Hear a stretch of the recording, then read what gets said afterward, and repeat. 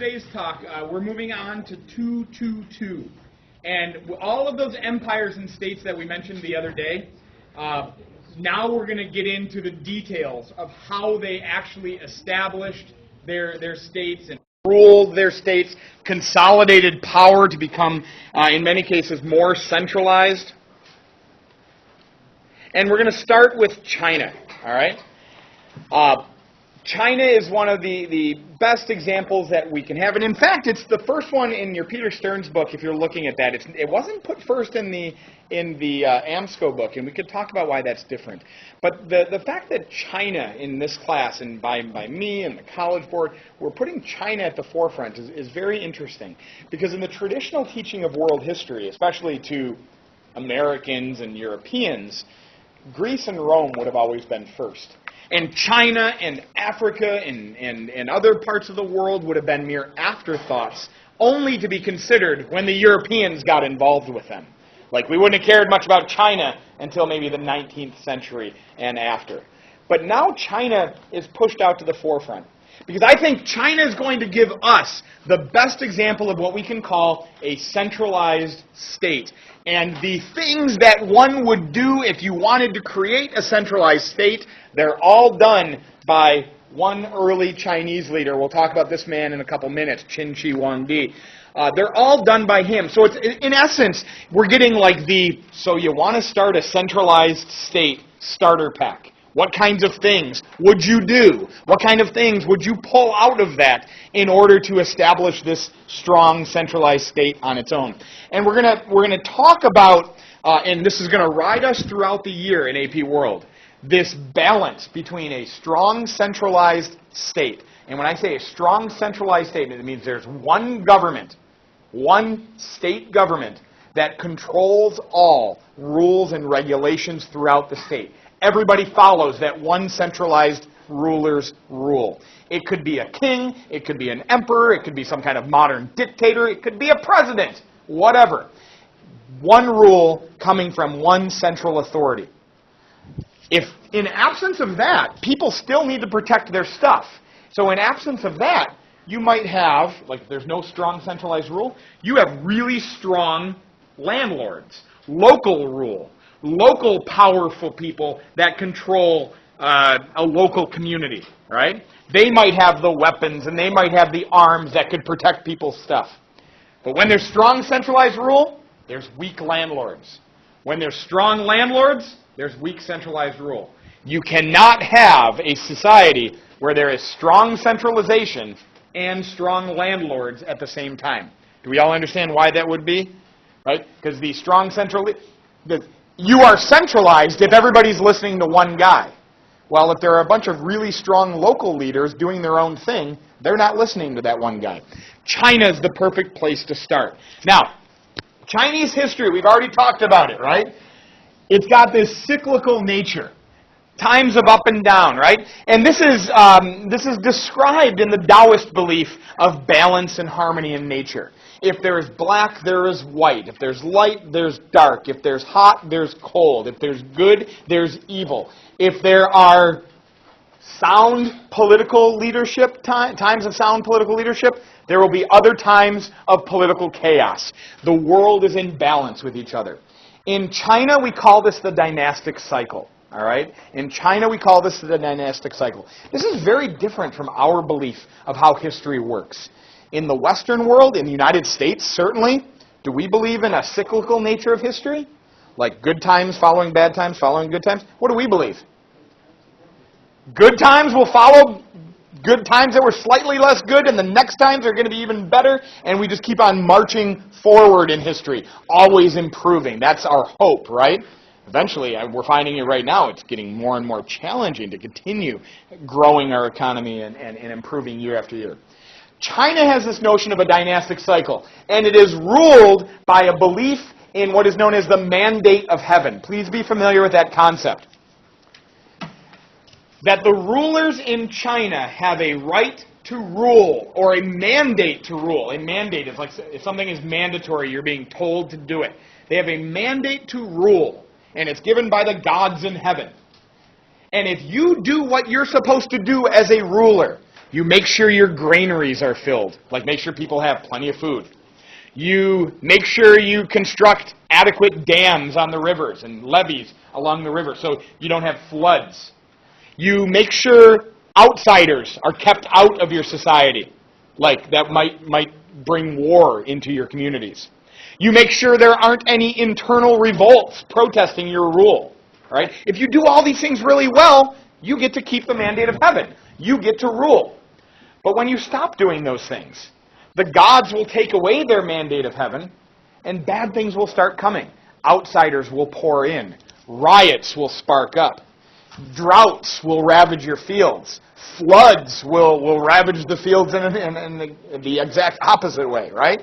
So when these things start to happen, there's political chaos. And what happens to your rule? It disappears. Someone else will overthrow you.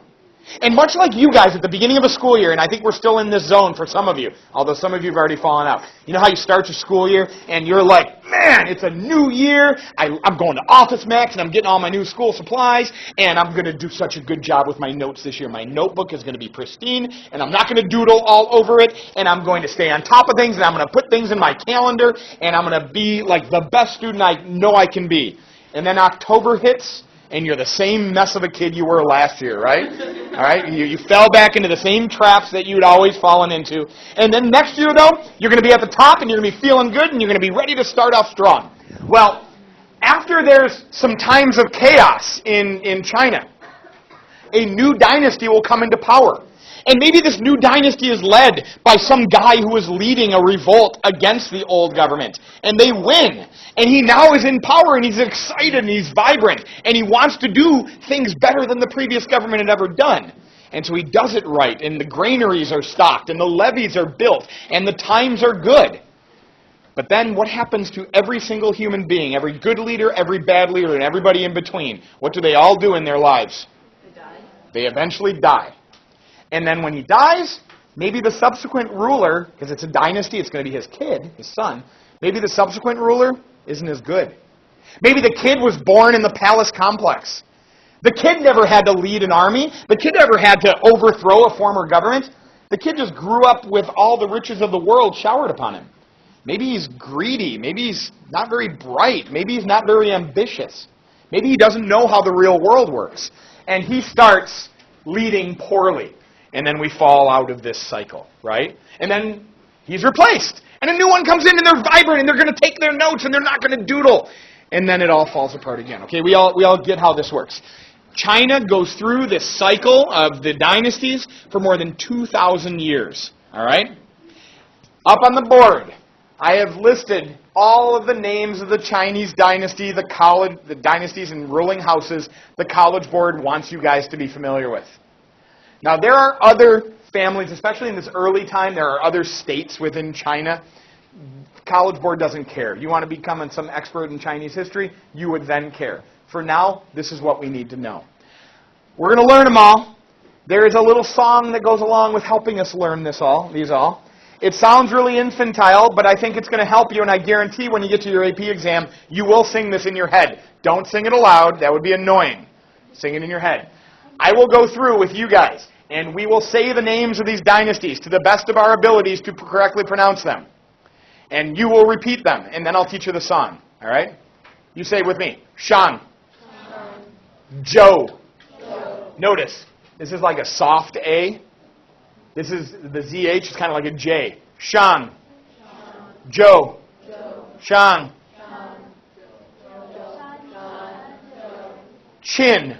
Qin. The Q ends up like a CH sound. Shang, Jo, Qin. Shang, Jo, Qin, Han. Shang, Jo, Qin, Han. Sui. Tang. Song. Sui. Tang. Song. Wan. Ming. Qing. Notice Qin. Qing. Then Republic. This is an English word. Republic. That just means no king. And this is going to be a time in the early 20th century where the dynastic cycle comes to an end. The dynasties are over. The Qing Dynasty is out. And now we have the Republican, no king era, no emperor era.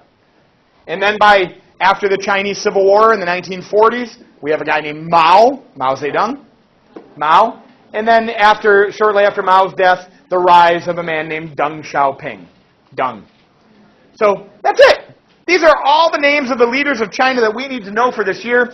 This can be sung to the tune of Frere Jacques or Where is Thumbkin? And we'll do it right now. Is everybody ready? Yeah. A 1 and a 2 and a you know what to do.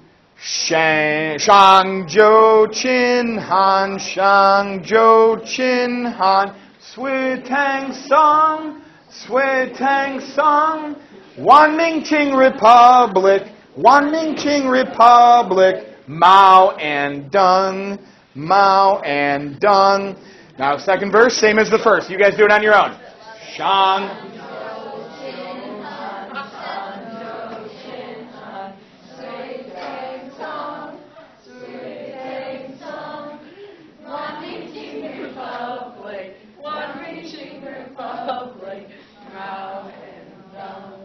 Good.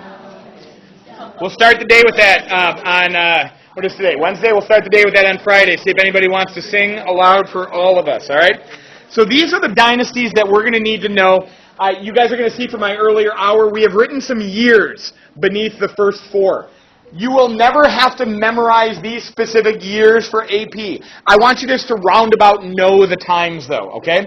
The Shang Dynasty, we're not talking about much because we don't know much about them. They're very old. This is the Chinese River Valley Civilization around that yellow river, the Huanghe River. Do you guys remember talking about that last year? The Chinese River Valley Civilization around the Huanghe? That's the Shang.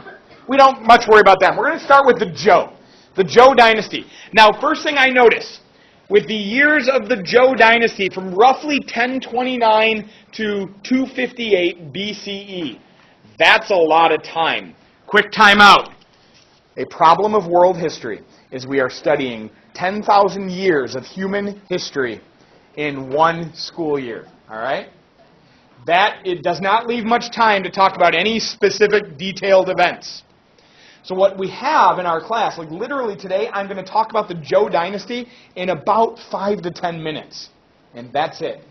700 years of human history in 5 to 10 minutes. We're not really getting detailed here. We are skimming the surface of the Jo Dynasty.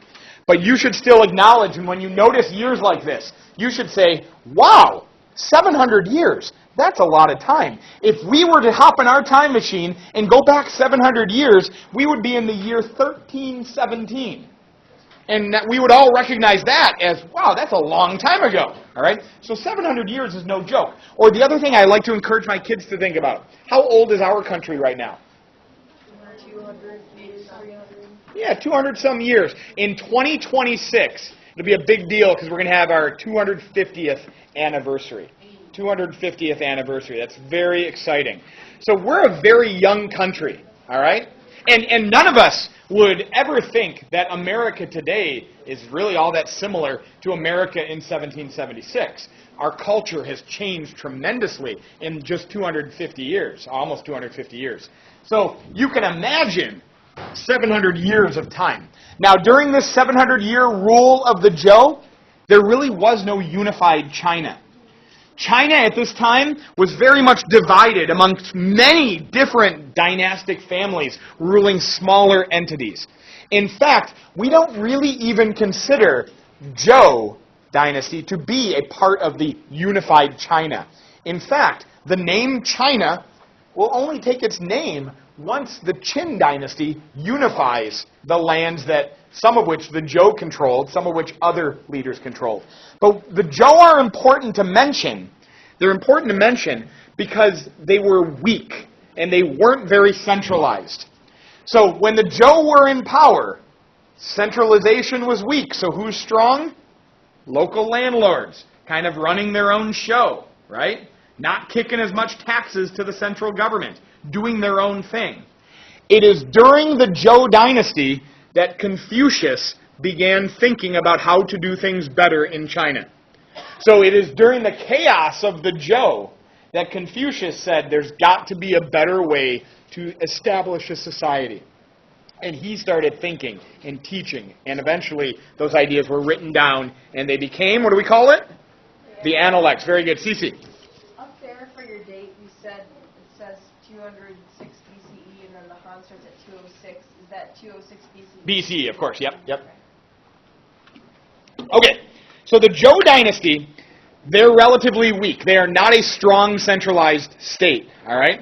They rule through a system of landlords, and basically in conjunction with more powerful landlords, which means very weakly centralized. But they do something that's kind of important. They establish one unified language for their state. And that's going to be what we call today Mandarin Chinese. The Jo Dynasty establishes a unified language for their state. This is really important to note, because we don't get it with the world we live in today. Today we have easy communication and transportation with the rest of the world. Raise your hand if you've been to another nation, not including Canada or Mexico. All right. YouTube, the entire class is raising their hand virtually. Gosh, I almost feel pathetic. Raise your hand if you've never been anywhere besides Canada or Mexico. All right, I'm with you guys. I'm as sad and as stuck in Michigan as you guys have been. So here's the reality. Today, if you go to France, everybody in France speaks French. They'll all understand each other. If you go to China, most people in China speak Mandarin Chinese. Most would understand each other. If you go to India, there's a common language now that is an Indian national, actually two of them, Hindi and English, as national languages in India. But if we were to wind back the clock and go back centuries or even millennia in all of these areas, you would have dozens, if not hundreds, of different languages that people spoke. Because you would only speak the language of your local community, because most of you would never ever leave that local community because it was hard to get around. So there were not just dialects, but straight up different languages throughout the Indian subcontinent, throughout China. And you can imagine if everybody in a massive region is speaking different languages, that would make communication and centralization very difficult. So the Zhou recognized this at least, and they created, or they said, hey, our language, this Mandarin Chinese language, should be the language of the entire region. They created a unified language, right? And now, to this day, countries ever since, they create unified national languages. Well, except for one exception. Anybody think of a country that does not have a national language? We don't.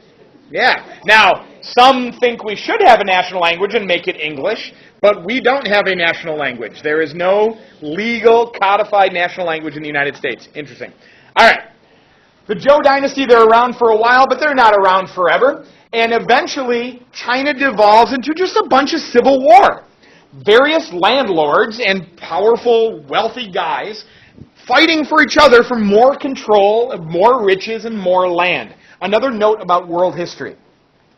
You guys live in the only time in human history where wealth and land were very separated from each other, where wealth and land ownership were separated from each other.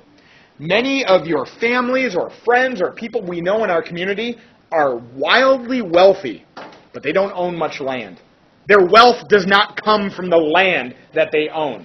Now, they might have a little plot of land they put a nice house on, but there's no wealth generated from that land. Their wealth might be generated from the surgeries that they do, or the legal cases that they decide, or the engineering that they create. But it's not from the land.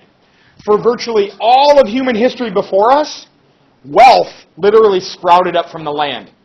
It was either in the resources in the land, or it was on what we could grow on that land. And that's who got to be wealthy, the people that controlled land. So in the year 221, this man, who will become known as Qin Shi Huangdi, will conquer the remnants of the Zhou Dynasty along with other Chinese states to create what was known as the Qin Dynasty. to create what we know today as the country of China. So his name is Qin Shi Huangdi. I'll go back to him really quick, or you can see his name at least. Oh, not there. I'm going the wrong way. How would they know which way I'm going? Qin Shi Huangdi. All this means is Qin. It's from the state of Qin. Shi Huangdi means first emperor. So he is the first emperor. He considers himself the first emperor of a unified China. He will depose the last of the Zhou rulers. And he will create a centralized Chinese state that will persist on for 2 millennia. His rule is brutal. His rule is harsh. In fact, you guys read about it the other night, right? You read about some ideas within the legalist legal framework, as opposed to Confucianism. Can you guys tell me a couple things that came out of your reading that you might have put on your blog post about legalism? What's it all about, Matea? I saw that it was different from Confucianism because Confucius, yeah? because instead of making the top priority the father-son relationship, it was more like your relationship to your country, serving. Okay, serving the emperor was preeminent over everything. Jay, what do you want to say?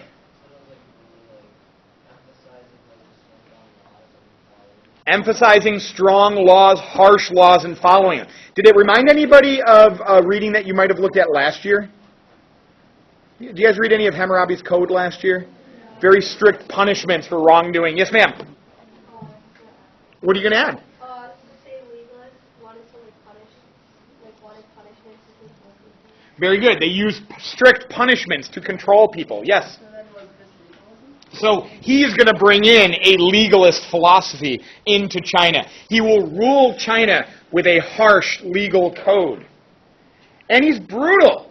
But guess what he does? He quiets down any dissent. He pacifies the state. Like, they won't rise up against him because he is so harsh and so brutal. The legalists believed that humans were naturally evil, and they needed to be controlled, and they needed to obey. And they would only do that if they were forced into it. All right? So Qin Shi Huangdi as a ruler of this now unified China. And remember, we talked about the balance between centralized states and the landlords, right? This can never compete with each other. If he's going to be a strong central ruler, what does he got to do to the landlords? Smack them down. Because every landlord is another powerful Chinese guy that wants to put a knife in the back of the emperor. And the emperor's got to know this. So he needs to suppress them, to push them down. He will establish an elaborate state-controlled bureaucracy. See, I threw this word bureaucracy up on our wall. That is a word that's going to ride us throughout AP World and live with us today in the United States. Bureaucracy. Bureau means office, basically. They're the roots of this. Bureau is office. Kratik, that C-R-A-C-Y, at the end, comes from a Greek word, kratik, that means rule, to rule. All right? Like democracy is demos kratik. It's rule of the people. A bureaucracy is a rule of these offices. And essentially what it means, when you have a strong centralized state, Qin Shi Huangdi can't go all over China and telling everybody what the rules are. So what does he do? He appoints officials. He appoints bureaucrats to go out and carry out his orders throughout China. Same way our government really kind of operates today, right? The government has government. We never deal with our president or our governor face to face, but we would deal with their offices, that many of which are appointed by our government. We deal with them. That's a bureaucracy. And that's how Qin Shi Huangdi establishes a strong centralized government. What you are doing right now is you are learning how states consolidate control. How you control a large land. All right? Create a bureaucracy. That's one way to do it. He will expand Chinese territory.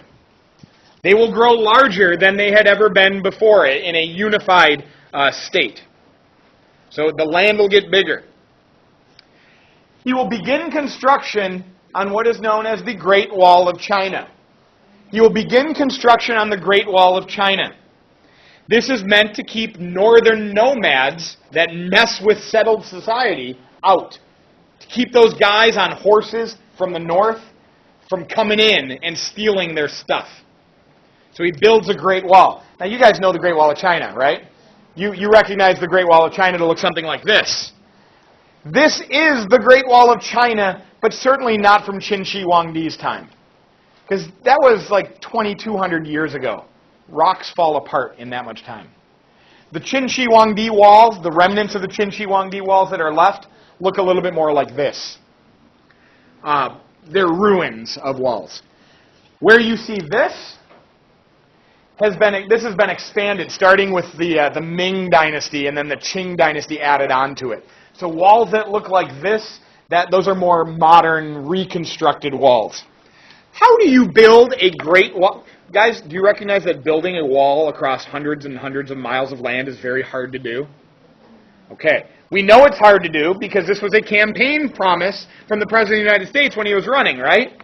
And then he became president, and guess what hasn't happened yet? The wall. He says it's still going to be built, but I'm going to go with it's never actually going to be what he once said it was going to be. Because building walls over massive tracts of land is hard. Now, today, if we were to build this wall, we have modern equipment and machinery and trucks to construct this thing, right? They didn't have that in Qin Shi Huangdi's time when he was building his wall. So when Qin Shi Huangdi built his wall, how do you do it? Slaves.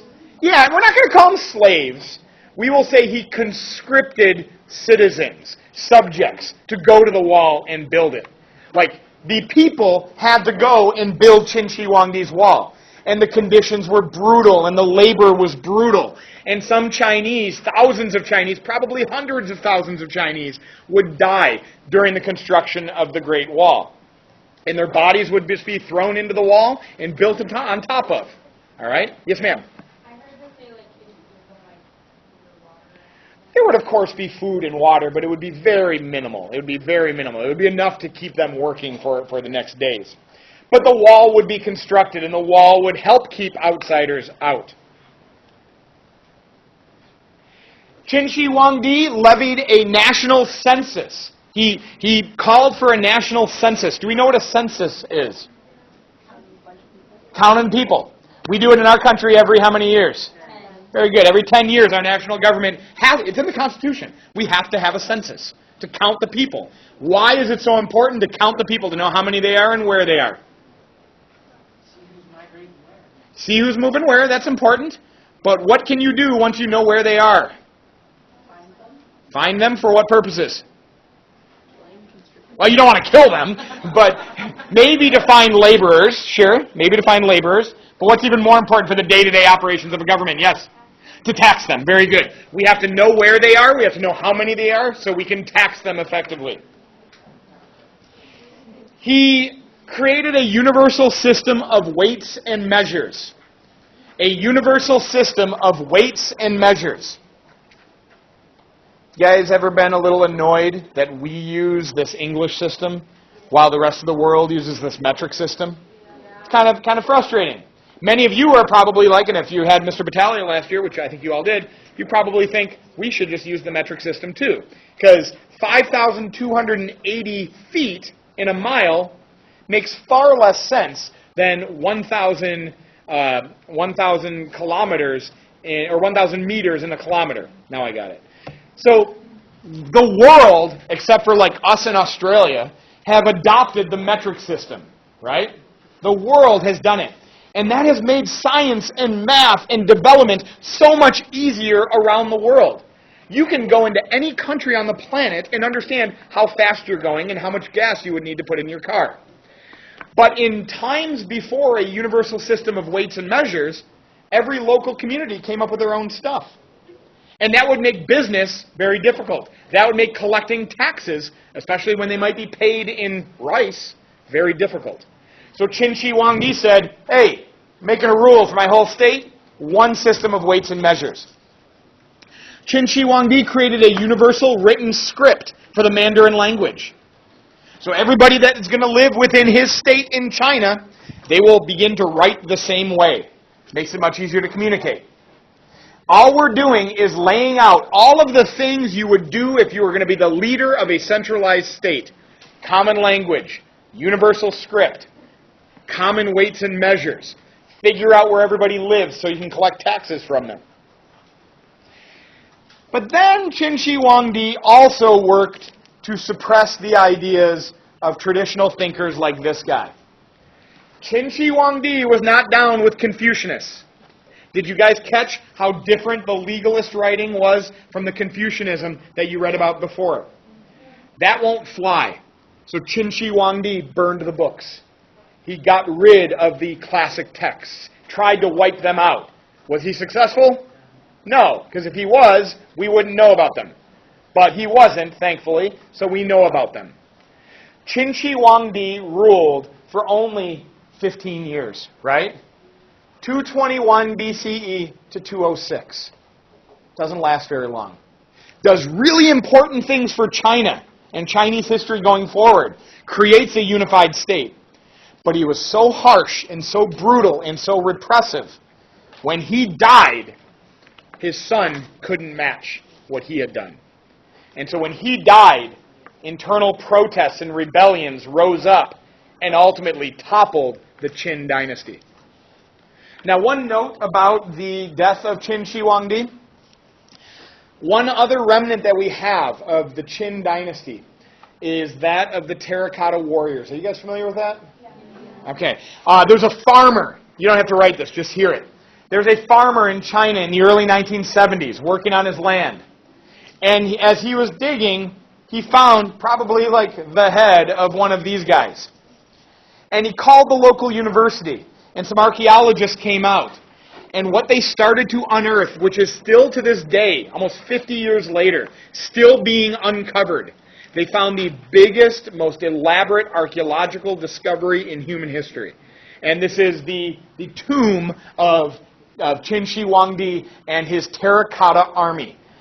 Thousands upon thousands of these soldiers were individually crafted and painted, accompanied by not only foot soldiers, but cavalry and horses, full-size horses, just statues, horses, bowmen, anything that he would need to take an army with him into the afterlife.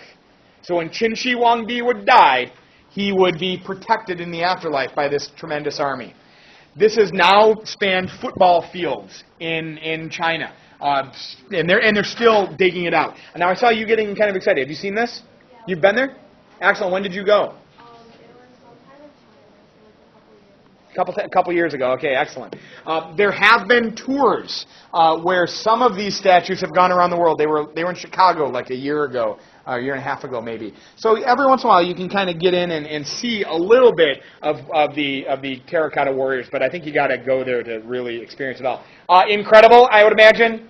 Like just expansive and incredible. They have never opened up the tomb of Qin Shi Huangdi. That is considered possibly too dangerous to do. Because one other issue with Qin Shi Huangdi is he wanted to live forever. And he had these doctors with him that would work on concoctions that would help him to live forever.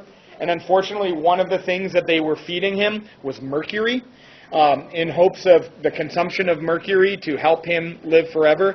And, of course, he's going to die an early death. But it is believed that his tomb complex is actually surrounded by a river of mercury, which is obviously very caustic and poisonous, and we haven't messed with that. We haven't gone there yet.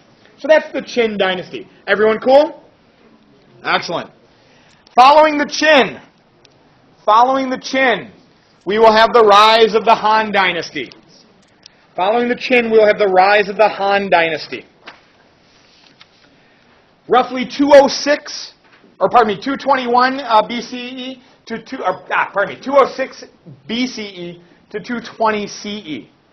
About 400 years. You will never be required to memorize these specific years. But if you remember Shang Dynasty, about 2000 BCE, good. Jo Dynasty, long time in the first millennia, good. Qin Dynasty, little short blip in the 200s BCE, good. Han Dynasty, I always remember 200 to 200. AP will not require you to know the specific dates of these dynasties. The Han Dynasty, they will keep the centralization of the Qin. They maintain that centralization of the Qin. But they will bring to an end using the legalist tradition. They get rid of the harsh rule of law. And what do they replace it with? They bring back Confucian ideologies.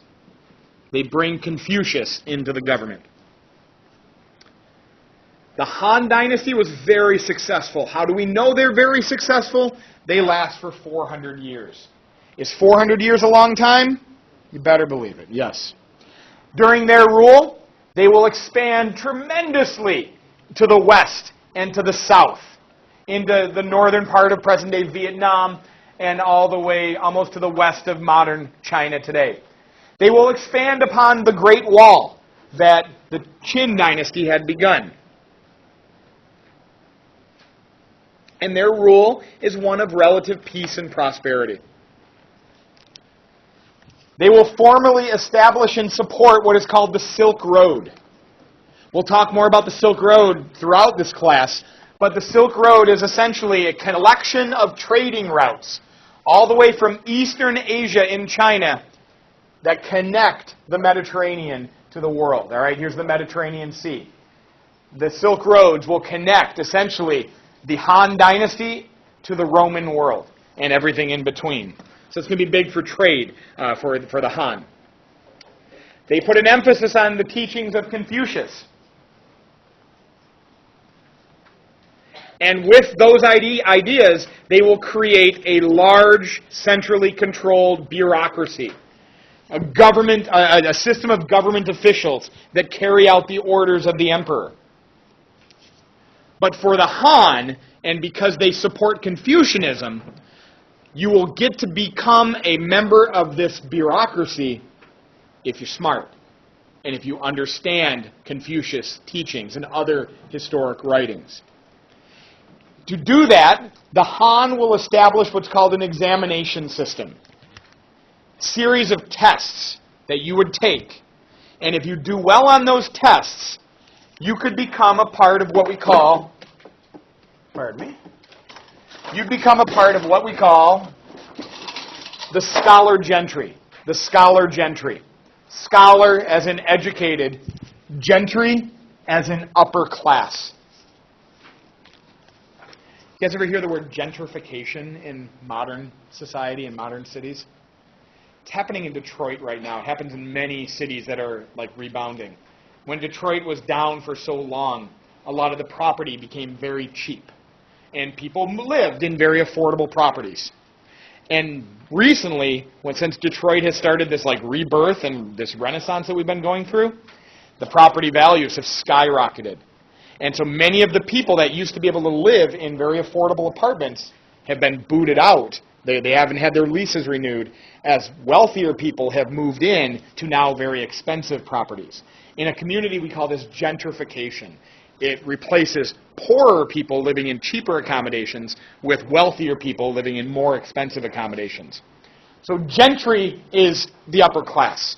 So in China, the Han will create what we can call a meritocracy. We see that on our wall. A meritocracy. It is a society that is ruled by those that have merit, those that have done good things, those that have earned their position. So for China, you earn your position by becoming a scholar. And then you can have an important role in government. Yes? Yep, a meritocracy is a society that is ruled or led by those that have earned their position. Not just given their position, not just because they're rich, but because they've done something to demonstrate they should be where they are. Yes, ma'am?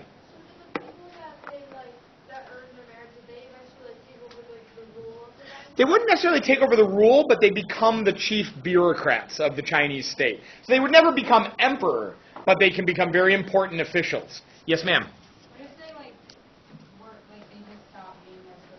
Okay, yeah, then they could be replaced. Yeah, if they stop following the Confucius way, they could, of course, be replaced. Now, one note. in a meritocracy like this, that has people taking tests, and if you do well enough on the tests, you can become a leader in government. What kind of people throughout the society do you think would be more likely to do well on these tests? The rich or the poor? The rich. Why? More education. Okay, they've got the ability to get educated. They have more resources. Their young people don't have to go work out in the fields during the day. They can spend their time studying. So even though it's a meritocracy, and anybody could take the tests, and anybody could pass the tests, who ultimately is going to be leading the bureaucracy?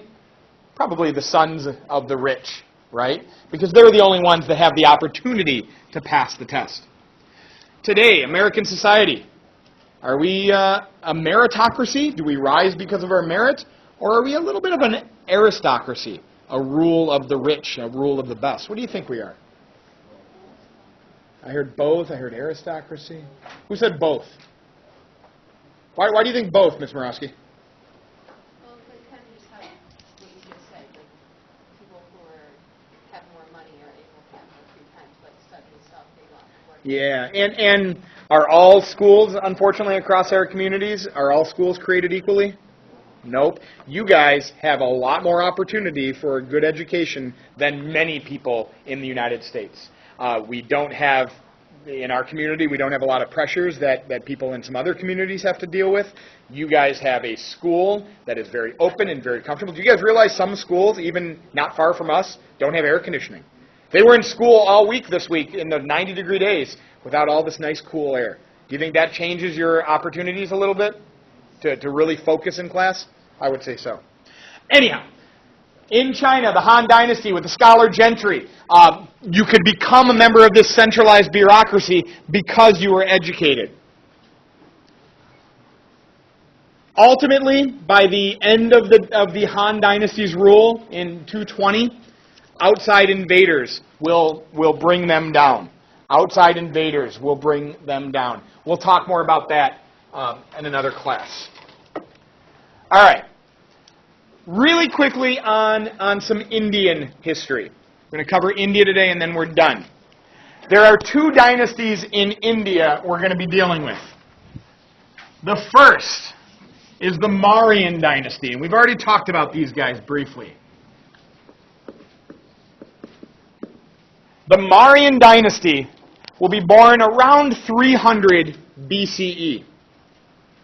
The Mauryan Dynasty. Founded in northern India by a man named, are you ready for this? Chandragupta Maurya. So Chandragupta Maurya founds the Mauryan Dynasty. Put your pencils down after you write that long name. And just listen for a second. Chandragupta Maurya lived in northern India in the 4th century BCE. During his rule, hi Miss Yoakum.